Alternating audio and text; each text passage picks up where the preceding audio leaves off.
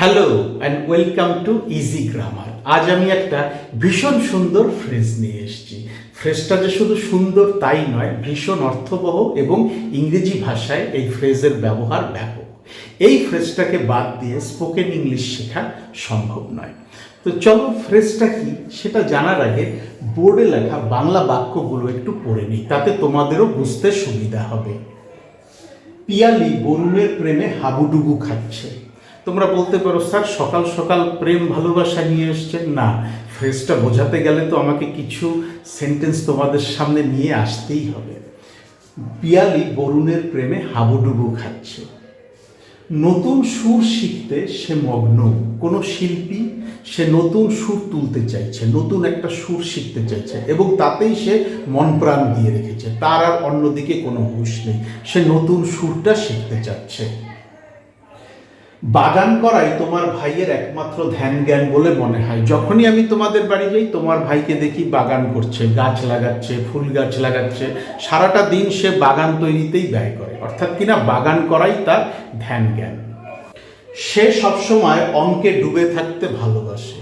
যখনই দেখা যায় সে অঙ্ক বই খুলে অঙ্ক করছে, অঙ্ক ছাড়া সে আর কিছু বোঝে না, সে সবসময় অঙ্কে ডুবে থাকতে ভালোবাসে। আমার এরকম দু একজন বন্ধু আছে যারা সবসময় অঙ্কে ডুবে থাকতে ভালোবাসে। এই যে চারটা বাংলা বাক্য আমি পড়লাম, এই চারটা বাংলা বাক্য কিন্তু একটা ব্যাপার আমাদের পরিষ্কারভাবে বুঝিয়ে দিচ্ছে। সেটা হচ্ছে ইতিবাচক কোনো ব্যাপার, মূলত প্রেম, ভালোবাসা বা ব্যক্তিগত কোনো শখ, তাতে মানুষ নিবিড়ভাবে জড়িত বা গভীরভাবে সম্পৃক্ত। আর এই ব্যাপারটাই যখন আমরা ইংরেজিতে বোঝাবো, তখন আমাদের একটা ফ্রেজ ব্যবহার করতে হবে, যেটা নিয়ে আজ আমরা আলোচনা করছি। আর সেই ফ্রেজটা হলো হেড ওভার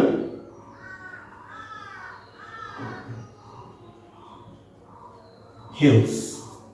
এই হেড ওভার হিলস ফ্রেজটা দিয়ে আমরা বুঝাবো ইতিবাচক কিছু বিষয়, প্রেম, ভালোবাসা এবং ব্যক্তিগত কোনো শখ, তাতে মানুষ নিবিড়ভাবে জড়িত বা গভীরভাবে সম্পৃক্ত। তো চলো এইবার এই বাংলা বাক্যগুলো আমরা হেড ওভার হিলস ফ্রেজটা ব্যবহার করে ইংরেজিতে বলার চেষ্টা করি। ভীষণ সহজ, ভীষণ ইন্টারেস্টিং। পিয়ালি বরুণের প্রেমে হাবুডুবু খাচ্ছে।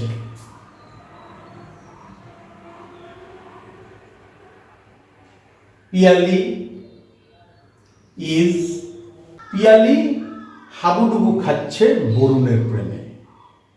এইভাবে সেন্টেন্সটা সাজাতে হবে। পিয়ালি হাবুডুবু খাচ্ছে বরুণের প্রেমে।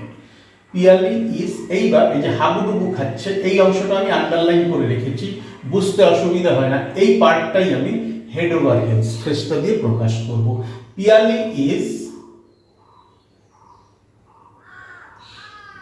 Head over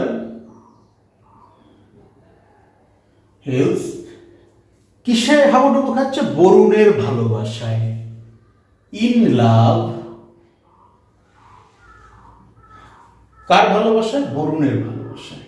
with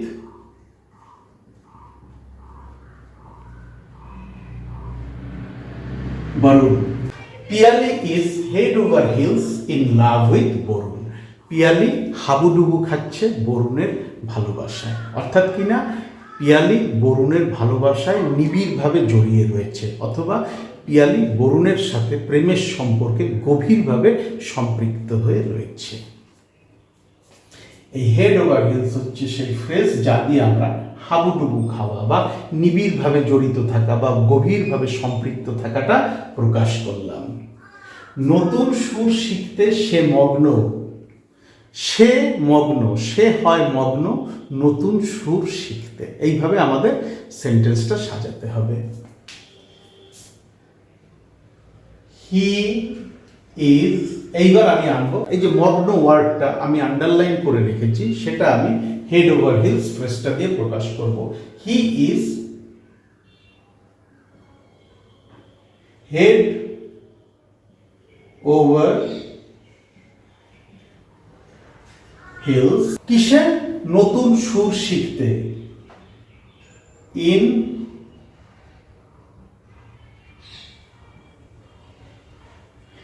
learning new tunes. He is head over heels, সে মগ্ন, কিসে মগ্ন? ইন লার্নিং নিউ টিউনস, নতুন সুর শিখতে। যখন কোনো মানুষ কোনো ইতিবাচক বিষয়, মূলত প্রেম, ভালোবাসা বা ব্যক্তিগত শখে গভীরভাবে সম্পৃক্ত থাকে বা নিবিড়ভাবে জড়িত থাকে, তখনই এই হেড ওভার হিলস ফ্রেজটা বাক্যে ব্যবহার করা হয়, লেখার সময় হোক কি কথা বলার সময়। বাগান করাই তোমার ভাইয়ের একমাত্র ধ্যান জ্ঞান বলে মনে হয়। মনে হয়, এটা মনে হয়, একটা ডামি সাবজেক্ট আমাকে এখানে আনতে হচ্ছে। এটা মনে হয় যে বাগান করাই তোমার ভাইয়ের একমাত্র ধ্যান জ্ঞান। তাহলে ডামি সাবজেক্টটা বসিয়ে দেই। ইট মনে হয়, সিমস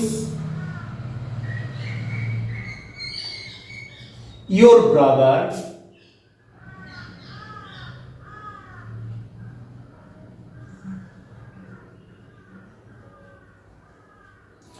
is ধ্যান জ্ঞান head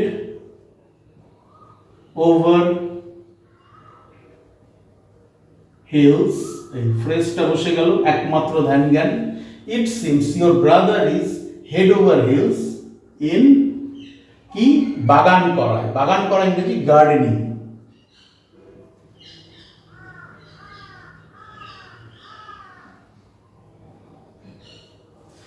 It seems your brother is head over heels in gardening. বাগান করাই তোমার ভাইয়ের ধ্যান জ্ঞান, একমাত্র ধ্যান জ্ঞান বলে মনে হয়। মানে এর বাইরে সে আর কিছু বোঝে না, এমন তার হাবভাব।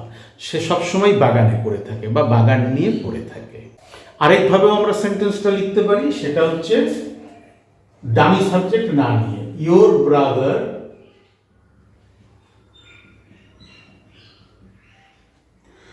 Seems to B,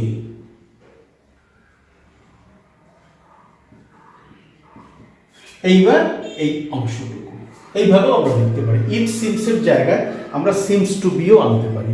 your brother seems to be head over heels in gardening. সে সবসময় অঙ্কে ডুবে থাকতে ভালোবাসে। হি সবসময় ইংরেজি অলওয়েজ। ভালোবাসে, ভালোবাসা ইংরেজি লাভ। আর যেহেতু বাক্যের কর্তা থার্ড পারসন সিঙ্গুলার নাম্বার এবং সেন্টেন্সটা রয়েছে সিম্পল প্রেজেন্ট টেন্সে, তাই আমাকে মূল ক্রিয়া বা ক্রিয়ার শেষে এস বাই এস যুক্ত করতে হচ্ছে। হি অলওয়েজ লাভস, থাকতে ভালোবাসে। টু বি, কিভাবে থাকতে ভালোবাসে? ডুবে থাকতে।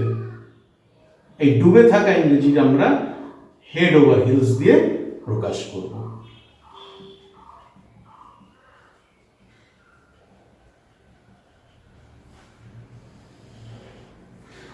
হি always loves to be head over heels. কিসে ডুবে থাকতে ভালোবাসে? অঙ্কে। ইন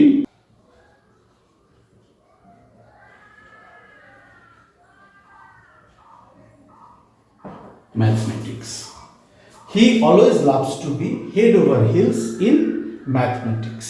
সে সবসময় অঙ্কে ডুবে থাকতে ভালোবাসে। তাহলে আমরা দেখলাম কোনো ইতিবাচক বিষয়, মূলত প্রেম, ভালোবাসা এবং ব্যক্তিগত কোনো শখে মানুষ যখন নিবিড়ভাবে জড়িত থাকে বা গভীরভাবে সম্পৃক্ত থাকে, তখন ইংরেজিতে যে ফ্রেজটা ব্যবহার করা হয় সেটা হচ্ছে হেড ওভার হিলস। তোমরা হেড ওভার হিলস ফ্রেজের ব্যবহার শুনেছ, কিন্তু অনেকে হয়তো বুঝতে পারোনি। আজকের ক্লাসের পরে হেড ওভার হিলস ফ্রেজের অর্থ এবং ব্যবহার তোমাদের কাছে কিন্তু অনেকটাই পরিষ্কার হয়ে যাবে। এবার নিজেরা প্র্যাকটিস করো, প্রয়োজন হলে বোর্ডের একটা স্ক্রিনশট নিয়ে নাও। এই স্ক্রিনশটটা তোমরা প্র্যাকটিস করার সময় রেফারেন্স হিসাবে ব্যবহার করতে পারবে। খুবই সহজ, মনে তো হয় না এতে না বোঝার মতো কিছু আছে। তবুও যদি মনে হয় কঠিন, যে বুঝতে পারছো না কিভাবে ফ্রেজটা বসাবে বাক্যে, আমার ভিডিওর কমেন্ট সেকশনে লিখে জানাতে পারো। ডেসক্রিপশন বক্সে আমার ইমেল অ্যাড্রেস দেওয়া আছে, চাইলে সেখানেও যোগাযোগ করে নিতে পারো। Thank you so much for your time and attention and have a nice day.